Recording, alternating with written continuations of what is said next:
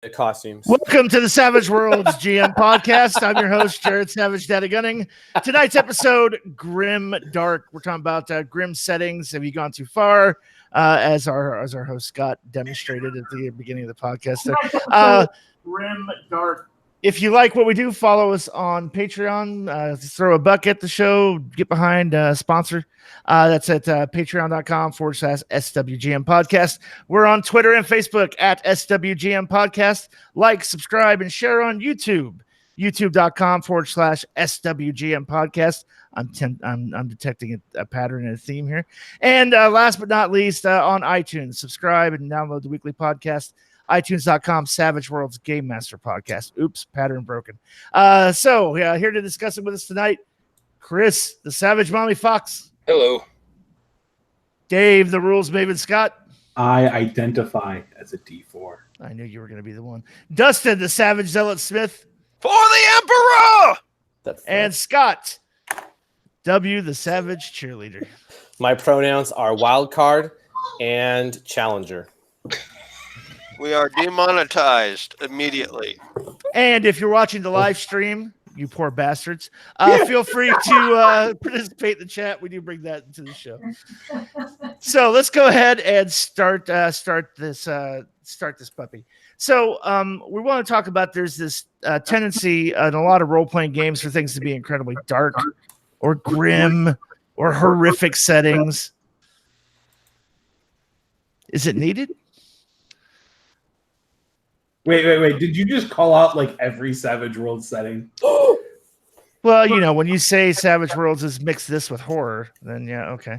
Well, yeah. But no, I mean, isn't it interesting that that whole myth about how Savage Worlds is only take something and mix it with horror?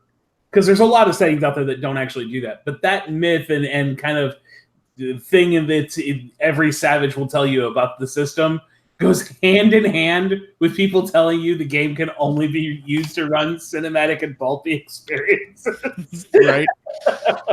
Right. So, I mean, Savage Worlds can be deadly, just the way it is naturally can be deadly. But there's things you can do to make that even happen more often. Are you saying turn the dials up to 11? Sure. The great thing about Savage Worlds, right? Create your own setting rules. Change mechanics to make it fit and mold into the game you want to play. So, for example, Dead End, yeah, we get it. You wrote a zombie adventure, Jared. Yeah, okay. But we're going to bring that up. So, one of the things, you can't soak wounds. Yeah. There is no soak. That shit's out. Forget it. So, the minute you take those wounds and you just go ahead and apply them, and now you roll on the injury table for each one you get. Have fun. And Jared's favorite, permanent is permanent. Permanent means permanent. Yeah. Yeah. So you could say, hey, if your guts are permanently reduced to die type, you don't get to spend in advance to bring that shit back up. They're permanently reduced to that die type. Nice. No, well, yeah, because you're not really running a setting that magic or any of that shit. So, right. It's a setting of no hope. Right. So, but you keep getting players. So, I mean, yeah, you can't go too far. There's something to be said for embracing the suck. Yeah. And players who want that kind of experience, and you know, it's a apocalypse role playing game. It's a survival horror role playing game. Well, I wouldn't expect somebody who wants high cinematic combat to have fun in that system or that game for very long. Yeah, I mean, I liken Dead End to roguelike video games, right? Or Dark Souls, where death is permanent. You got your character, you go as far as you can, you learn your way around it, but eventually you're going to get your shit pushed in. I'm just going to tell you, every time I thought about eating an elf, it wasn't in this type of scenario. What the fuck does that mean? Sometimes I wonder about you. I wonder about Only sometimes? Oh, I don't. So the interesting thing with the lack of soaking that's in Dead End is that's been a consistent rule for the full time that product's been in development. Like, from the very beginning, you threw that in, and it's gone through some different iterations, but that rule has always been there in one form or another. And I think that rule kind of ties together the gritty nature of it, but at the same time, like there's been a lot of balance tweaks that went in to make sure that didn't become overly punishing. So there was other things added and tweaked to the setting to make sure that, players didn't ever feel like, oh, well, not only can I not soak the wounds, but now I have all these penalties on the healing checks, and I don't have any medical supplies because it's the end of the fucking world. So I'm going to have to do natural healing, which means I'm going to spend a week in game playing with all these penalties in a setting where I'm already risking death at every turn because I can't soak wounds. Like there became this need to watch to make sure that the needle didn't push over so far that the grim, gritty nature became unfun. That it became punishing not to the character but to the player himself. Yeah. Yeah. Well, and Jared, I think you started off with like, in general, can you take a setting too far, right? Is that sort of what we were also talking about? Yeah, we're just talking about this tendency for everything to be super gritty. Like that's the key term of role-playing games. It seems like, oh, this needs to be gritty. Well, it kind of caught on in that zombie era and the Dark Souls era and all that jazz, where everybody, before the games journalists couldn't fucking figure out, double up, jump, dash, and made an ass of themselves on a tutorial screen. But yeah, so like you can't take a setting too far, right? I've talked about before as I ran Midnight. So it was written for D&D, where it's essentially Lord of the Rings. Sauron wins, he gets his ring back, and now the world is enslaved under Orcish rule, and there's not shit you can do about it because all the priests are only priests of the Dark Lord, and they have invisible fucking spirit animals that can possess other animals, and they can sniff out spell users. And so good luck with that, right? And like I said, I took a group of characters and I wanted to take them from forming a terror cell to fight back. And yeah, I had a player quit. She just tapped out. She's like, this is too much. I can't do this. You're asking us to push ourselves to weird limits. And I was like, I'm not asking you to do shit. You are all running with the fucking theme of, can I turn you into a terror cell in a role-playing game and teach you how terror cells function in real life and translate that into a system where you're living under an actual fascism and oppressed rule. I think that where that intersection happens for when something's gone too far is also going to be very dependent on the players themselves. Mm-hmm. Like talking about this from a designer standpoint versus talking about it from a GM standpoint is very different. Because as a game designer, you have to think about the fact that you've got the entirety of the Savage Worlds community to lean on. And I may not get a sale to Chris, but if I can get a sale to Dustin and Scott, it makes up for losing that sale to Chris kind of a thing. But if this is my entire game table and I lose Chris, I've lost 25% of my players. Mm-hmm. That's a very different consideration. And it's a different conversation when you at those different levels. So I think that you end up having to have a lot of buy-in from the individual players at your table as a GM that you don't have to have as a designer creating something that you're going to release through like swag or an actual license. Yeah. Well, let's talk about this too. We're talking about like just at the game table. How much of the stories that the GM is putting out as plot seeds involve something that's dark and gritty. Scenes are happening at night, or there's a murder. There's a gruesome, grotesque monster to be handled or be dealt with. It's like I'm okay, and isn't it just RPGs? Yeah, just RPGs in general. And I'm saying it's not just RPGs either. And apologies in advance because I'm not a comic book guy. I've said it before. But even I'm like, God damn, what's with the whole Dark Knight shit over and fucking over again? Batman's also this growling bad at what? Oh, no. What happened is Batman Dark and Gritty made money. So they were like, let's do more of the money-making thing. So then they made Superman Dark and Gritty. And then they made Batman more Batman than Batman is meant to be. Because what happens is when you go super grimdark, when you go too far, you get ridiculous, and it just looks stupid. Well, you also have that uncanny valley moment where you're going to break, and I hate to use the goddamn term, but the immersion of your players. You're going to hit that point where their suspension of disbelief stops working, especially if your setting is set in anything that's grounded in like laws of physics. It's like you see a player character who wants to shoot somebody with a gun and have the gun blast blow the person out the window and down a waterfall because they rolled all the damage ever. That falls apart in a grimdark setting that's supposed to have some verisimilitude in it, because all of a sudden the thing your player wants to have achieve is counter to the setting being kind of grounded. In a grimdark setting has to be very grounded in certain points of reality, and it can become very immersion breaking if you either overextend or you don't quite hit that point.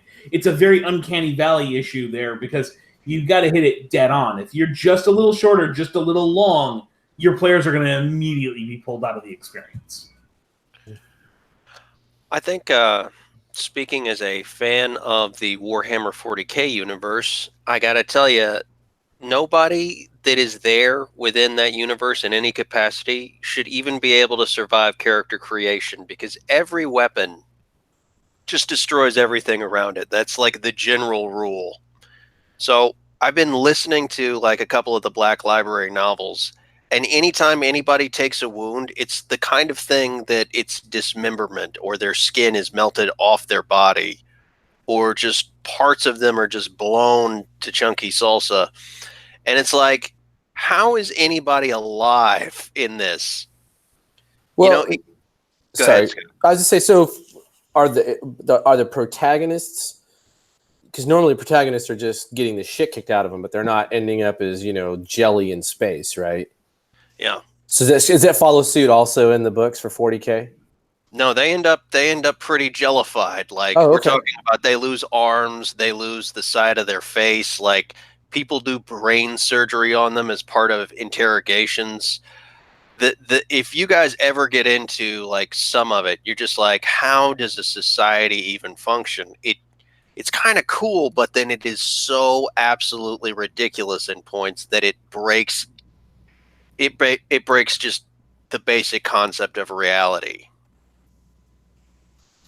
Well, I think you have to remember where 40K is based out of is the imagination that also came with like the original Grimm's fairy tales, where you had stories about, Hansel and Gretel going off into the woods and literally being eaten by the witch. Mm-hmm. Those dark fairy tales that are baked into, I hate to use the term like backwoods, but kind of the back country or low country European myths, where you're talking about people who have had this low-level belief in the Daeonshid and, the pagan rites is literally, it was born in their backyard thousands of years ago, and the temples are still there. They can still stand in those places and see those stories. So it's part and parcel of their everyday existence to kind of sort of touch on those dark elements. And when you have that as something that's a regular thing for you as a person, it's very easy to translate that into your fantasy. It's just like the modern day version of like D&D fantasy is exceptionally an American idealized version of what Europe was, based on the American idealized version of the Wild West. Yeah. Because we had you had all the people who were watching the westerns of the era, who created the game system we now play, and then set it in medieval Europe that never existed like that. Yep. Yeah. D&D is a Wild West game. Mm-hmm. It's a grim dark Wild West. Well, I think players. Yeah. I think too. I think we're not saying that you can't. We're not saying that you can't have grim elements in your game or in your story, or that that you're doomed to failure if you do. And I want to kind of bring that up and kind of address this a little bit. So Jonathan Sinnock, nailed it. So I'm running a setting and story I hope to publish that focuses heavy, I think he means heavily, on hardcore game style and themes of prejudice and how far are the players going to go to do the right thing when everyone hates them for it. So far, I guess I've lost 30% of my players. It's a little scintillating to to pick that up and say you've lost players. I don't think you're necessarily grasping what Dave is saying. Is that if you're trying to do something from a game design standpoint, you want it to have mass market appeal. That doesn't mean you won't find a group or a niche market of people who are gung-ho fanatical about doing that thing that are going to pay for the product. Now, having said that, if you're running this type of game, the first thing that pops into my mind is these player characters should be taking on the role of basically a modern-day Robin Hood character. They should be public, loved, and adored outlaws. And then the establishment is the one that's trying to put them down. Well, it depends, right? I mean, there is, I see where he's going with it, and you can have a hero who's also an anti-hero to the very public, because if your exploits are having the public being punished, that will turn opinions against you very easily, right? Right, it's kind of like a Bonnie and Clyde setup, right? Like, woo, we love them. Yeah, sure. So the theme, though, being prejudice, to me, is probably where this is going to be the most uncomfortable for the players.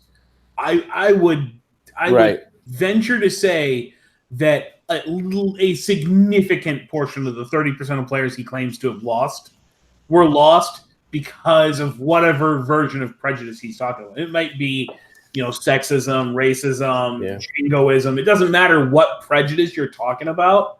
When you introduce that into your game, even if everyone thinks they're on board, sooner or later, something's going to happen that bumps people. Yeah, they quickly change their minds. Yeah.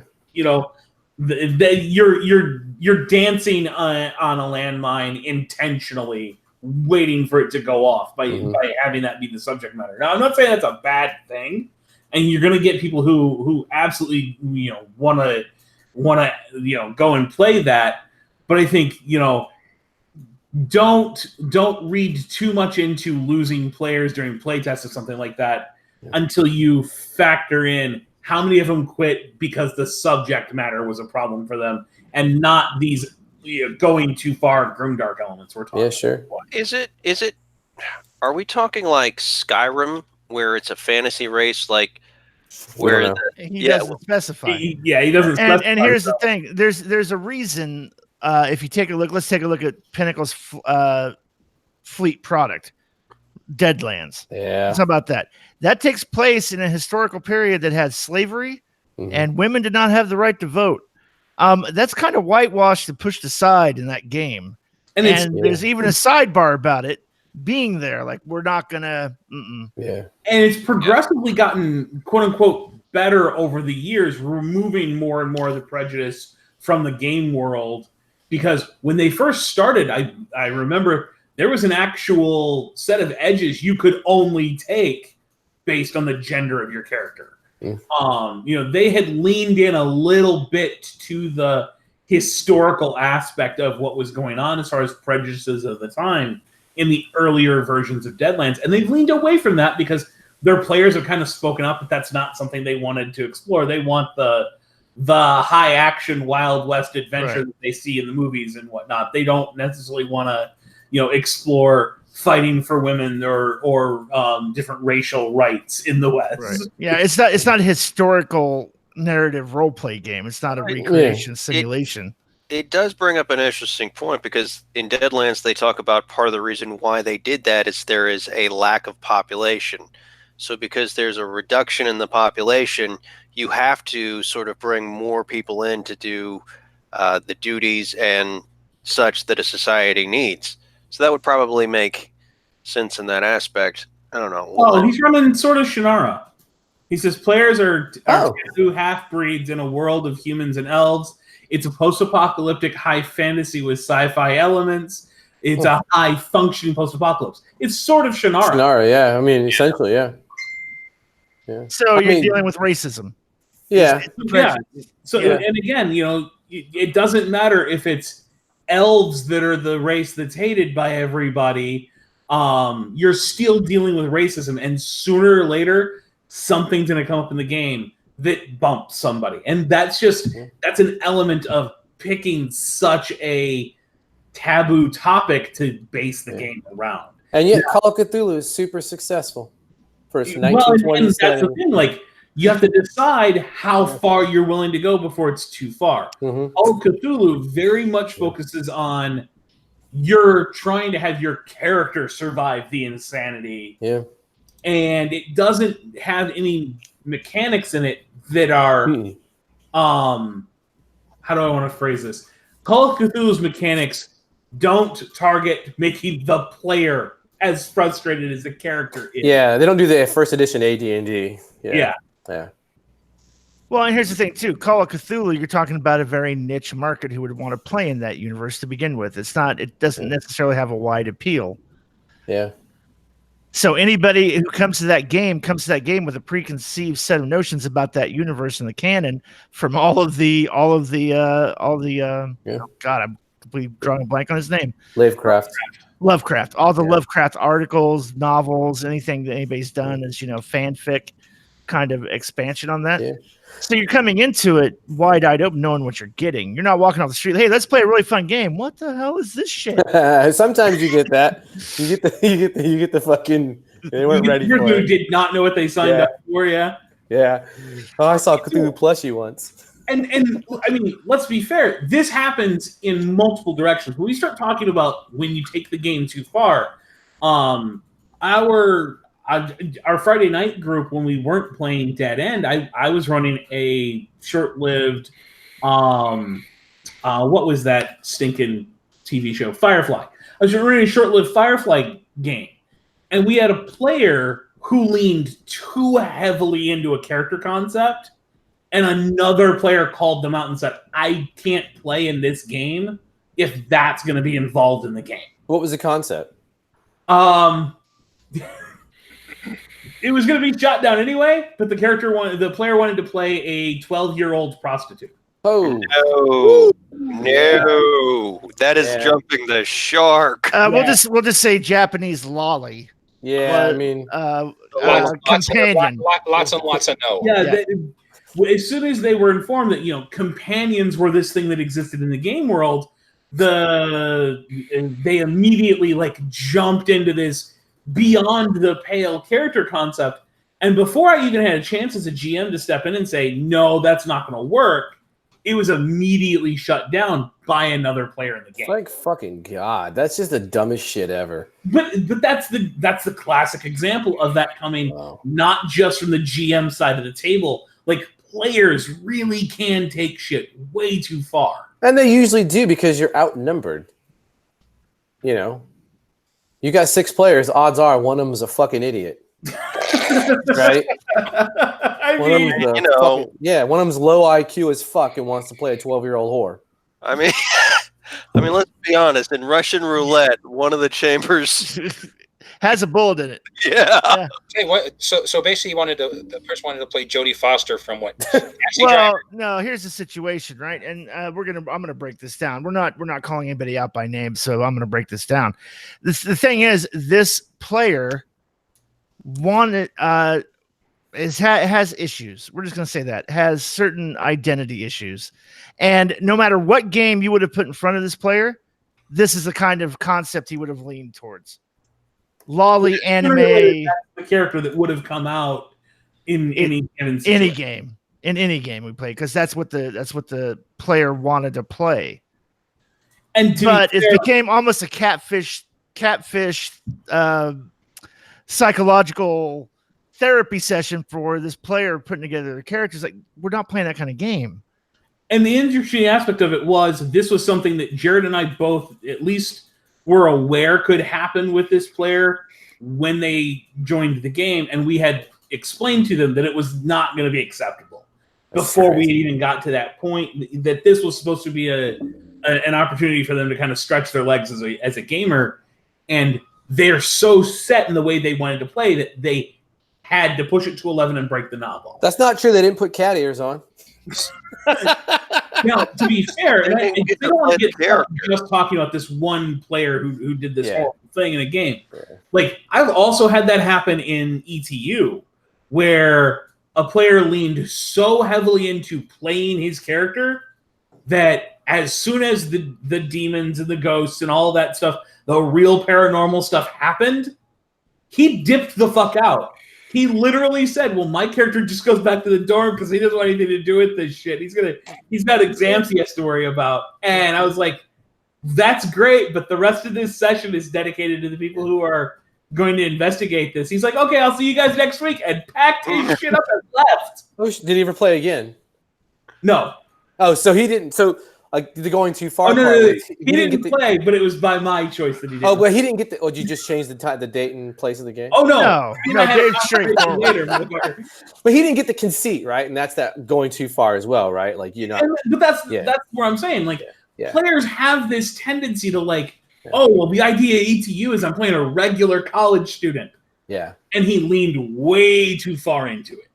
You know, and it's a thing that happens at the table, and there's very little you can do to stop that from happening other than trying to mitigate the impact it has when it happens. Yeah, you can do the timeout, right? Because I had to do it with my wife. The first time she played Call of Cthulhu, and there was the group of players were sort of new to gaming in general. And I tried Call of Cthulhu, real easy scenario. And yeah, her and the other girl, all hell's breaking loose. And they were like, yeah, well, we're going to go down the street and call the fucking police because, you know, they can handle this shit. And, you know, because there's a dead body in there. I was like, it's okay, cool, timeout. But, you know, I just want you to understand the conceit of the game is. I said, good, I get it. But yeah, it's kind of like, oh, come on, go in the fucking house so I can murder your characters in the basement, right? Right. You know, it's like, who in their right mind sees a door on the side of a hill that has tracks and blood stains leading up to it and actively walks through that and doesn't go and get, you know, like the town militia to follow them and back them up? That's why they have DCC. You know, walks into Jason Voorhees' house. Oh, wait. Fucking gamers do. Right. It's that progressive commercial. The horror one. Right. Let's go in the garage with all the chainsaws. What? Yeah, it was the same thing too. Like if you were playing a Friday the 13th, you know, thing, and one of the characters you go, oh, you hear a strange noise in the basement, and you go and flip the light switch and it doesn't come on. Yeah. That you're supposed to go, okay, I go down in the basement. Not okay. Well, I'm closing the door and calling the electrician. You missed the whole idea.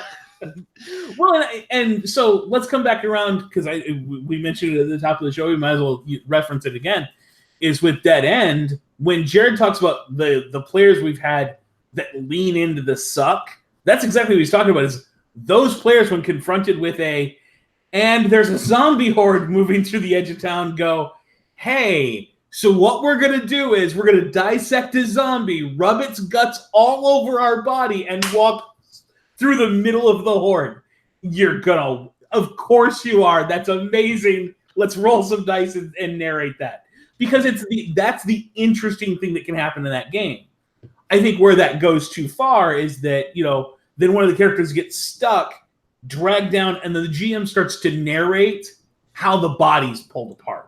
That's where that can be. That's that difference between you've gone grim dark. The players have literally eviscerated a body, rubbed it all over themselves so that they can camouflage themselves from the dead. Versus now you're actually narrating the visceral tearing apart of a player character who got caught by the horde. I think that's where you have that line that you have to watch for how far do you let things go before you're going to lose them. Right. And that may not turn off all players in that game, by the way. That might be like a key point. Like, oh yeah, I keep describing that. That's exactly what we want. But you gotta take the temperature at your table. That's one of the things you have to do as a GM, right? You gotta eyes on everybody, pay attention to context. So I got a question. Mm-hmm. Looking at Ruben's comment a little ways up that said darkest dungeon up your savage worlds. When I saw that as Dark Dungeon, Your Savage Worlds. I'm like, Marcy, you're dead. Go home. Is that going a little too dark? and then Marcy's going to go home and put a spell on her dad so she can continue playing the game. Is that what he's talking about? Well, Chris. No, Darkest Dungeon is a grim dark. Chris just made a super deep cut. He did. RPG reference about Satanic He went Panic. 80s.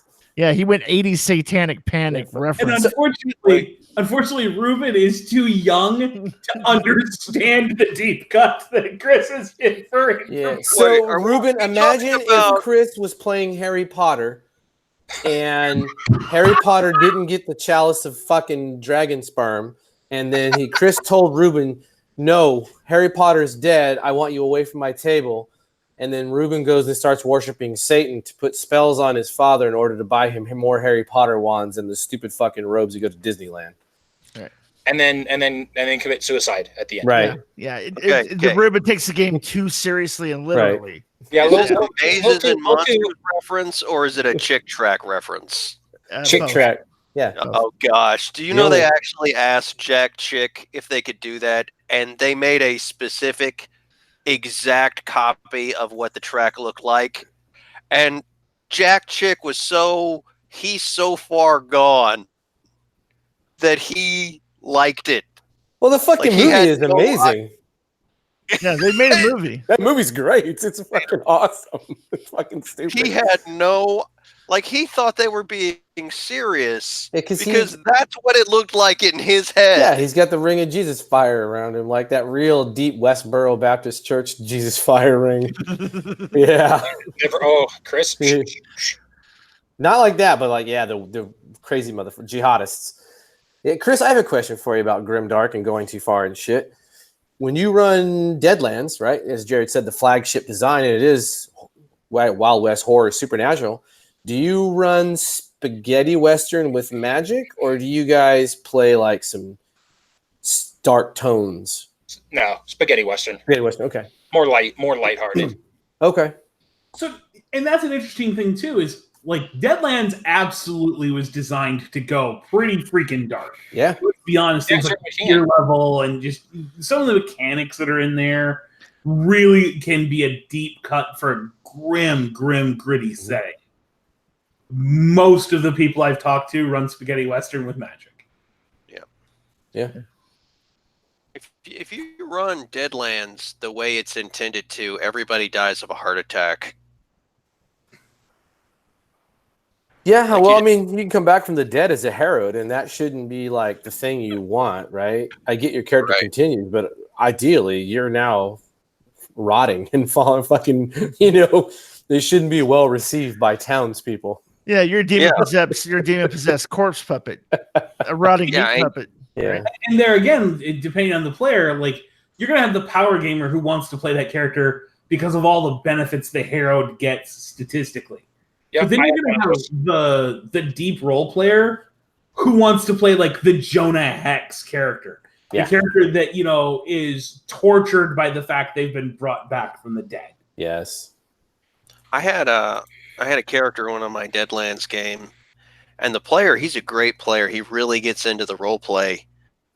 Was playing a female Russian MMA fighter who died in the flood, in the combat, and was resurrected as a Herod. And her grandmother was the Manitou that was very loving but evil. That's cool. And her grandmother was leading her on to do the right thing because these people need liberation. They need to learn the right way of doing things. Damn, that's dark. Yeah, dude, it was great. It was a lot of fun. Did you run that, you said? Yeah. Nice, legit. It's baller. Yeah. Chris, how many people do you have on? I'm sorry. I was just going to say, like, I try to play with my characters sort of like in that theme. And if I have some like characters or if I have some players that want to get sort of grim and gritty, like I run with it. The world around them shapes like that, but you're always going to have those slapsticks. But the slapsticks, like they're the ones that run into like the goofy NPCs. Yeah. Chris, you ever have people who are like dead set at the very beginning wanting to play fucking Herod Revenants and shit? From the start? All the time, right? I've had a couple people ask that, but I've put the kibosh on that because to me, a Herod is not a starting character. Right. Yeah. That's something. Maybe it happens to you in the first session, but as a beginning character, I don't see the Herald as being a beginning character. Right. It's tough to And get I would too. prefer people not to do that. I mean, it's in the rules, you can do it, but I strongly put it out there that I do not want people to do it. See, now I wonder how many games have had legitimate Herald following the rules, where the character did die, you did draw the card, and it did come up a Joker to make the character Herald, and the player also wanted to actually engage with that and chose to lean into it and play the actual Herald? Or is it just oh, my character died, I guess I'll go roll up something else? It's zero. Your answer is okay. Zero. I will tell you. I'll tell you, Dave. The one Herald that I had in a Deadlands game, that is exactly what kind of happened, and I'm like, oh, fine. I hated that character because Heralds they're a pain in the ass. Yeah. Right? Because they're more.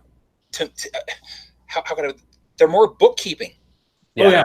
Absolutely. They're a very bookkeepy character, and it was just a pain in the ass to have to try to remember all this stuff. And, the player played to it, but not all the time. It's kind of like, I always go back to things like that. If you ever read Order of the Stick, there's the, I guess she's like a wizard or something, and she has a familiar, and she never remembers it. Yeah. And it'll just pop up all of a sudden. And that was kind of like the thing with that is like all of a sudden his heraldness would pop up after he and I not thinking about it for a couple sessions. And then I'd have to spend 20 minutes looking in the fucking book trying to figure out, okay, so what is this and what do I have to roll to not take over? And then I feel like I'm playing his character once the Manitou takes over, and I don't like him. Yeah, no, and legit, like that's the thing is I think there's an aspect of, and we've talked about this on the show before. If you play the magic user, I expect you to know the duration, the power points, the effects, the modifiers, all that stuff for your own powers. I don't expect that every time your character goes to cast Bolt, you're going to ask me for all the rules of it. At the same time, as a GM, I want to have at least reviewed the rules of the stuff I know is going to be happening in the game I'm running. So you do have this extra level with something like the Herald that ends up being this kind of a detriment to play, as every time that player goes to do anything, that player, the GM, has the book out looking a rule up. And it just becomes a little, yeah. So let's address Art's question. Art Fernandez. So have you ever had to change your plans for a game after it has started because you went too far with Grim Dark? If so, how did it affect the game? So start. No. I'm done. Milk toast. So I'll jump on this one first while Jared tries to wrap his head around it. I have absolutely had a game start where I thought it was going to go one direction, and the players very rapidly let me know through their actions that it wasn't. And I don't think that I made it too dark. I think the players didn't want it to be dark at all. And it was the second time I tried to run ETU. I was trying to run the plot point that came with it, Degrees of Horror. I was trying to run it straight up exactly the way Ed and company had written that. He and Preston have some amazingly diabolical minds for some of the stuff they wrote into that setting. And unfortunately, my players told me very early on through the way their characters interacted with the story that they expected Scooby-Doo. Oh, wow. They legitimately wanted the happy-go-lucky Saturday morning cartoon version of ETU.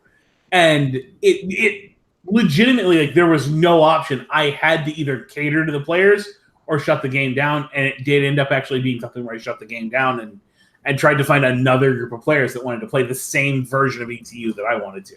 I would tell you, this day haven't found a group that wants to play it the way I want. that's because ETU is not written the way you want to run it, dude. We've talked about this. ETU is written as a Phil fuck Buffy meets Scooby Doo. Yeah, it's not scary at all. It's fucking silly. Yeah, and I want to run that like legit, straight up, like Realms of Cthulhu level, kind of engage with the madness and the horror that is. Your character is a college student that suddenly finds himself dealing with real demons. Yeah. It's tough. I think the whole point of the hard part of trying to get Grimdark in ETU is there's an actual adventure called Red Necromancer, in which you have a necromancer that's playing Xbox and drinking Mountain Dew and driving around in a T-Bird. I think that kind of like throws the Grimdark out on that one. But the thing is, like, if you read that adventure and read it through, it legit has every inch of grim, gritty horror in it. It does. Like it is. He might be a classic modern day redneck with his T-Bird and his Monster Energy drinks and his son named Kyle that goes down to Home Depot to punch through walls, but at the same time, break, Scott. Anyway, at the same time, like legitimately, what that character is doing brings the grim and the dark to that particular adventure. And I don't want to give too much of that one away because I know I know we've talked about stuff on here before, but I don't want to give away probably one of the better free games that are free adventures that are out there for it. But yeah. I would have to say, in answer to Art's question, I've actually had the opposite. But I'm talking. I've been running Dead End for so long that I'm rarely running anything else. I've had the opposite experience at the table where the players, I had to do a very hard course correction because they weren't getting it. And the example being group of players just kind of playing it off the cuff, getting into combats willy-nilly, and really not paying attention to the survival aspects of the game after a lot of telegraphing. Like, you guys need to be careful. This game system is deadly. You got undead running around that can bite you and kill you. You need to be careful. And then they roll up in an RV and rescue quote unquote survivors who are out of ammo on the roof, and just sort of welcome them in blindly. Hey, it's great to be survivors. And nobody mentions putting on a watch or anything like that. So the next session we start with them waking up from being unconscious, hog-tied in their skivvies on the side of the road, and everything they own gone. Nice. And wasn't each of them beaten to the point they had 2 wounds? Yep, each of them started with 2 wounds because they've been beaten severely about the head and neck. And the player's like, what the hell, man? And I'm like, nobody say anything about a watch. You trusted the wrong people, you dumb assholes. Yeah, it's the apocalypse. What do you think is going to happen? Human beings suck balls. We fucking turn on each other in a heartbeat. Yeah. See, and now here's the thing. So, that was a hard course correction where it could have gone off the rails more so than it did. And then that was only because the players you had didn't necessarily want to engage with the world you were trying to portray. Is that could have gone very off the rails if you had gone to the extent of like narrating for 5 or 10 minutes the torture and beating scene of characters being tied up and put on the side of the road. And again, that's where you have that whole aspect of Grimdark that, like, we all know it happened. Everyone at that table knows that their character was just beaten while tied up and then thrown from the RV. But no one wants to have it described to them as to exactly what happened. Yeah, sure. Well, it's the classic thing about, psychological horror and storytelling, right? You don't show the full Monty. You hint at things. You let people's imagination fill in the horrible, terrible things that happen. Ruben hit that on the head right there. What's that? Ruben hits it on the head. The Negan scene. Yeah. And how all of a sudden The Walking Dead had a massive drop-off of viewership because they had shown the grim, gruesome nature of someone being beaten to death with a baseball bat. No, that's because the show's boring. Those aren't real fans. Those are the people who don't read the comic. Yeah. Well, that's the thing, though. That actually happened in the comic. Why? That's what I'm saying. Yeah. I'm saying all those people who, oh my God, they can't have. Blah, blah. You didn't read the comic. So, Chris, are you Yeah. saying there's a whole group of people who infest and invade nerd spaces and don't actually know shit about it? yes. And I happen to be How dare you. a Walking Dead fan. I'm going to say this: the Walking Dead TV show is not the Walking Dead comic book. It is Fuck not. No. It's been said multiple times it's taking place in an alternate universe, Oh, okay. not the Walking Dead comic book universe. There are Just watching Chris go, yeah, fucking yeah, right, whatever. The comic book is one version, the TV show's another, and isn't the video game they have out not that bullshit one that came out and was immediately pulled back off the shelves, but the Telltale one where the storytelling one was a third version of it. Yeah. Again, he didn't want to have that whole cross story thing. Yeah, where you 'cause- like, yeah. that's Well, not listen, here's the problem, and whatever spoilers if you haven't caught up on this season of The Walking Dead yet, go whatever. Listen, it's this whole this character's too precious to die. No, this is a zombie apocalypse. Anybody could die anytime. Fucking deal with it. Yeah. Right. Yeah. Well, Oh no, they killed Glenn. Shut up. They killed Carl. I mean, the death Carl Carl. narratively and literally aged out. Yeah, like that was more of the unfortunate legal aspects of negotiating. They should have killed the contract character. They should have killed the character while the actor was still young enough to portray an 8-year-old boy. yeah. I think that or just all right, keep that brings or just recast him. That's what they did in Once Upon a Time. Like, No, Really, I call it's kinda- bullshit. I call bullshit. no, on they that. did. No, I mean I call bullshit on that practice of recasting people. Go, no, this actor's not the same character anymore. Go, no, fuck you. Anyway, Well, it's like having 3 different timelines because you don't know what continuity of writing concept is. That's all. Or if you count Fear the Walking Dead, No one does. no one does. yeah. I saw one episode of that and I was like, nope, I'm out. I literally. I'll tell you what, watched the season premiere and with Roger Morgan put it was up. good. The season with Morgan was actually decent. I have no idea what you're talking about. Yeah. I like seriously, man. Like the first episode, like when it's just keying up and you meet the characters for the first time, and only one of them is a redeeming human being. I wanted them to die. I wanted the zombies to get them. I was like, cleanse them. die. I used to watch it. So Bringing us a little bit back onto topic, let me ask this question because you mentioned Morgan, which immediately made my head jump to the other great apocalyptic TV show he was in, Jericho. And you want to talk about a show that died because of adding grimdark elements. Like that show never crossed the line. It never did the grim gritty show somebody getting beaten or bloodied or anything like that because it was network TV. It wasn't, your classic cable station that was running it. What that show did that crossed that barrier for the grim dark aspect was they actually had the characters worried about how long it took to brew alcohol so that you could use the alcohol to clean your wounds in the show. That became part of the story is that we can make our own antiseptic. Yeah, but it'll only take so long for that to ferment in a barrel. And it lost all of its punch because they took the grim and gritty nature of it too far to lose the darkness. Yeah. Instead, it just became hopeless. We don't have time to achieve that before we're all going to be dead anyway. Yeah. Damn. And I think from a game setting, that's something else you have to think about is the trick to running a grim dark game. The players must always have hope.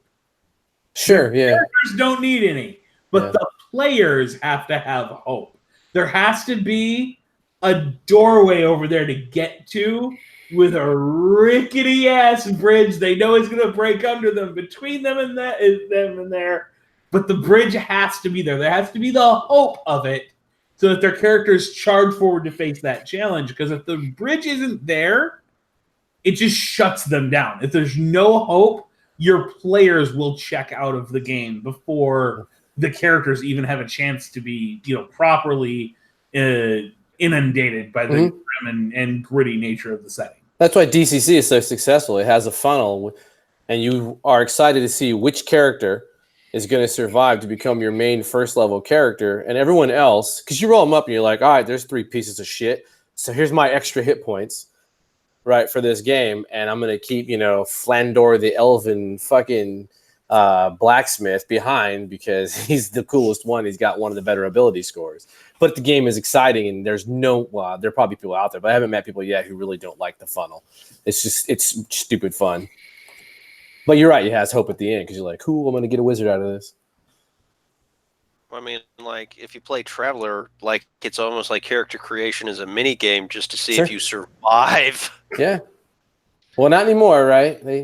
That was like one of the more endearing parts of the game, though, was you're like sitting there. Yeah, but that's when role-playing game rules also went through their infancy too. The idea that you didn't have a choice so much about what your character was going to be. You were supposed to randomly roll up your attributes. That's ergo the term roll up a new character. Yeah. I still prefer that method. I can't help it. I grew up in that era, and I still think that, like life, you should randomly determine as much about your character as possible and go with what the cards deal you and see how much fun you can have doing it. Right, because you're going to play things. It's going to take you outside of your comfort zone. Yes, about what you're used to playing. If you're a wizard with a 9 intelligence, that's going to be fun. You think it's not, but it's going to be fucking exciting, right? And I don't know, man. Right, or I randomly rolled. Oh, great! I'm starting the game as a 55-year-old ex-marine with a fake leg and a bad eye. Right. Well, this is gonna suck. Okay, or not. It's gonna be fucking awesome. I'll go ahead and apologize for Jared at this point. It's former Marine. There you go. It's true name. Did he say ex-marine? I did. I said. Well, they have ex-marines. That is a thing. To clarify, Chris, ex-space marine. Fuck. There you go. Oh there shit. You go. He didn't defend the Emperor's honor. That's right.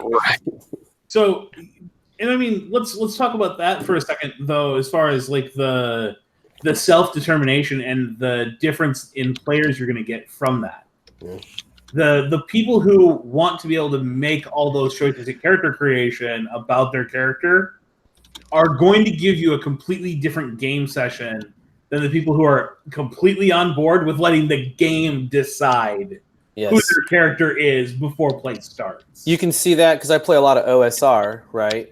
Old school D&D versus modern shit, except for Savage Worlds. And you can very much tell, like, here are people who are dedicated to the concept of the rules. Yeah. Versus, what is my fucking snowflake going to do? Well, I mean, there's something also to be said about being able to custom craft a character as long as you're doing it and you're trying to achieve a concept. You can choose your race. I like sort of having both in the same. Like with Savage Rifts, the Tomorrow Legion, you can roll up narrative hooks for your character creation. That's kind of fun. Yeah. Why not just use the old muster out table? And just randomly roll. Well, if you're leveling the character and then doing it randomly with events. If you really get old school for Savage Worlds, you used to be able to randomly determine your character in Savage Worlds with a deck of cards. There was a deck draw system fact. Rolling out your character, you dealt out your character. Yeah, and we did that one time. It's fun. Right? It was cool. Deadlands Deluxified, didn't they release that as a supplement? Yeah. Yep. Yeah, that was kind of interesting. Yeah, it's different because life is like a box of fucking chocolates. You just don't know. You may come to the table being like, I only play fucking 12-year-old lolly elf cat girls. And you're like, not today, ISIS. Or you come to the table like, I'm going to play a badass Western gunslinger in Deadlands, and I'm going to take the veterans of the Apocalypse Edge. Hold on a second. You're going to randomly roll for what happens to your character when you do that. All fucking facts. Oh, look at that. One arm hindrance. Yeah. Fuck this shit. I'm not playing a one-arm gunslinger. Fucking bullshit. Why wouldn't you be so fucking legit? Awesome. Oh, my God. Right. Think of the veteran legend, the motherfucker who everyone else in that game wanted to play that character as soon as Veterans of the Old West came up, and he lost the arm. Every other player at that table wanted to play that character. Yeah. And the player lost his shit. Because it's trying to power game. Yes. Oh, absolutely. Like, if you, like, power gamers, I don't even know if they read the description of their own character. Like, you have to have. Do you? Right there. Oh, damn. Gauntlet. Oh, damn. Down right there. Ouch. Wait, say what? I don't think Dustin heard that, Dave. You might want to repeat it. You said you're not sure if power gamers read their character sheets, and I asked Jared if he does. Damn. Look, if you want to judge on that concept, run him as a player character sometime. No. I will admit I do have a tendency to min-max and be a one-trick pony as a character concept. I wouldn't call it power gaming. When I take no notice in a D4 Smarts, I wouldn't call that power gaming. I would call that playing a dumb jock. Whoa. Whatever. I played with you before. Well, no, you think you ran the games. Yeah, never mind. Yeah, that's okay. The thing you have to worry about, though, with being your game is I have a little bit of gamer ADHD. Sure. So if everybody's sitting around and no one's making a goddamn decision, wild card, I'm going to do something. And it's not going to be a good idea. Yeah. Well, I mean, because you're like a lot of folks. You just want to get the game moving, right? Like, you're not there to sit and fucking mope on your phone. Right. So it's like, well, let's plan our assault. Yeah. Well, what do you guys want to do? I don't know. Maybe we should do this. Maybe we should I don't know. What do you think? The clock is ticking in my mind. Right. And the minute we get to 5 minutes and no one's made a clear path or decision, then I'm like, yeah, he rips off his shirt and goes, victory! And goes charging straight into the onslaught. Leroy Jenkins shit. Totally just Leroy Jenkins it. Do something horribly wrong, just bad. And watch everybody else go, fuck. See what you've summoned, Scott. Hey, man. It is what it is. I'm sure Sunday I'm going to have some magical motherfuckers playing this game I'm about to play in. What's the game? Totems of the Dead. Nice. Yeah, me and the first dude were super excited. He was going to play an Atlantean, like a half-breed Atlantean Mazanti fucking knife fighter. Mm-hmm. And I was going to play an Atlantean outcast blood mage, and we were just going to basically, outcast our way through the fucking setting of fucking getting our asses kicked from one end of the continent to the other. And now we added some extra players who are like, oh, I'm a shaman, I want to fly. Can I use death totem? I don't know, all kinds of shit. I was like, can we just not do this? I think something that's fun is if you're in one of those games and you let the players know, it's like, hey, if you critically fail, there's backlash and you might summon a demon. Yeah. Right. Yeah. So let's talk about this real quick because we're a little bit coming up on the end of the hour. So let's kind of close it with this. What about the tendency to go too dark with magic and everybody wanting to do blood magic versus just regular magic or rituals or... Yeah, no, so I said I was going to play a blood mage, right? But I don't know what I think of. I think there are a lot of people who think, oh, I'm going to, do weird shit and summon monsters and have, blood drinking succubi lick me off with their lolly tentacles, right? But it's like, no, when I think about it, I'm like, I just want the scarred character who walks into a place who's like, why is that motherfucker all cut up? Is he fucking a 15-year-old goth girl? Like, what is happening right now? And, your first time you use the magic, you role play it out where, like, hey, okay, to help you, some shit's about to go wrong right now, right? I just want you to know that. And so here it goes. Bam, I'm taking my level of fatigue, and now I'm going to boost trait. But by boosting trait, I'm going to fucking make you fucking take fucking, blood off my fucking fingers, rub it in your eyes, or whatever the shit it is, right? That role-playing facet of it. But yeah, I think you're right. There are people who want weird shit. Well, I think the interesting aspect with the blood magic is there's legitimately several ways you can do it just with the core version of the rules. There's so many ways that you could handle that with trappings that, it's interesting that the whole taking it too far is when suddenly they've created a brand new arcane background that involves self-mutilation for extra dice rolls and bonuses to the powers, and you end up with something that is clunky and hard to play. It runs into Chris's issue with the Herald, where it's hard to bookkeep everything. Like, how many scars does this character have? How close are they to a wound, etc.? Do they have to roll on the injury chart each time? Like, you can end up with some really kludgy kind of mechanics when you start doing that. Yeah. Like, for me, it's more the trappings, but in a tame, calm way that's meant to unsettle, like, my character and not other people.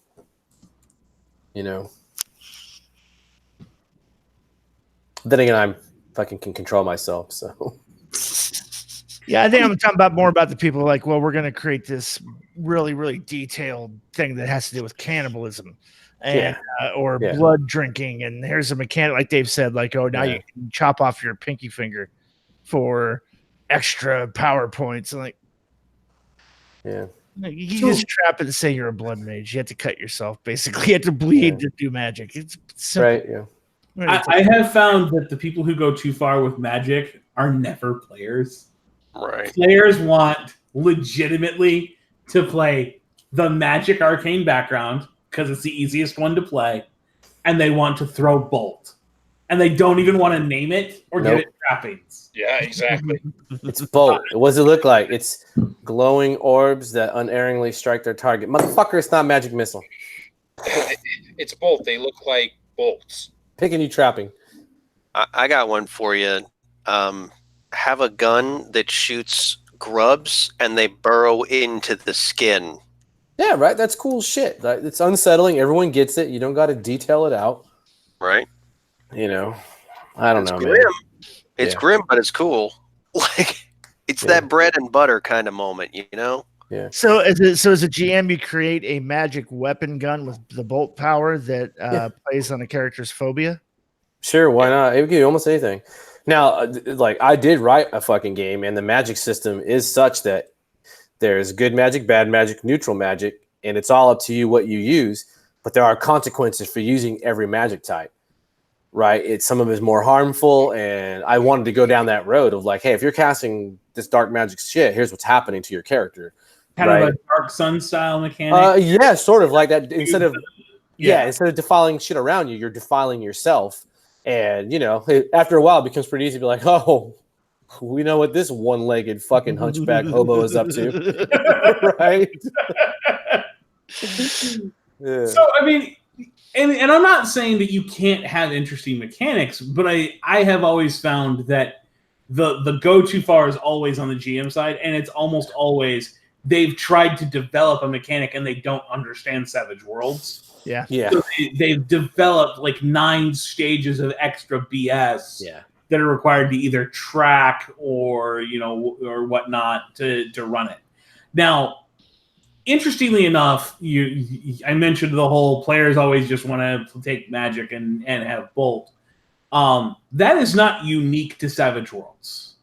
I want to be very clear here because we've harped on this quite a bit. Like, all the way back in the 90s, there's a great story of a group that was playing Phaser, but it was called Marvel Superheroes at the time, where players sat down, flipped through the book, built their character out the way you're supposed to, and had missile control.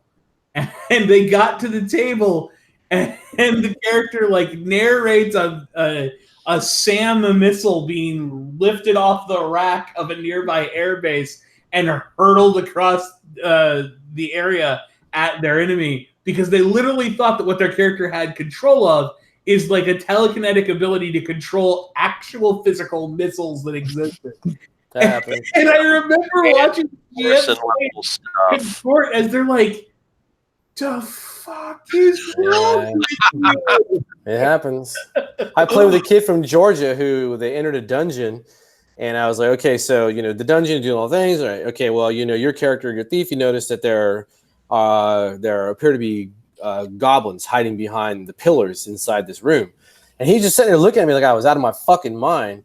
I kept going, and he just wouldn't say shit. So I'm like, wait, hold on. What's the deal? And he's like, I'm just trying to understand how a fucking goblin is 4 feet tall, and this motherfucker is hiding behind a bunch of fucking pillars. Are they like in a stack? Are they big feather pillars? I was like, oh my God, bro. Holy shit. I mean, that was real. Big feather pillars. Yeah, man. Oh, that's awesome. Shit. You know what? Go out on a high note. Until next time, this is Jared Savage, Daddy Gunning for Chris, Dave, Dustin, and Scott saying keep rolling and stay savage. Stay pillars.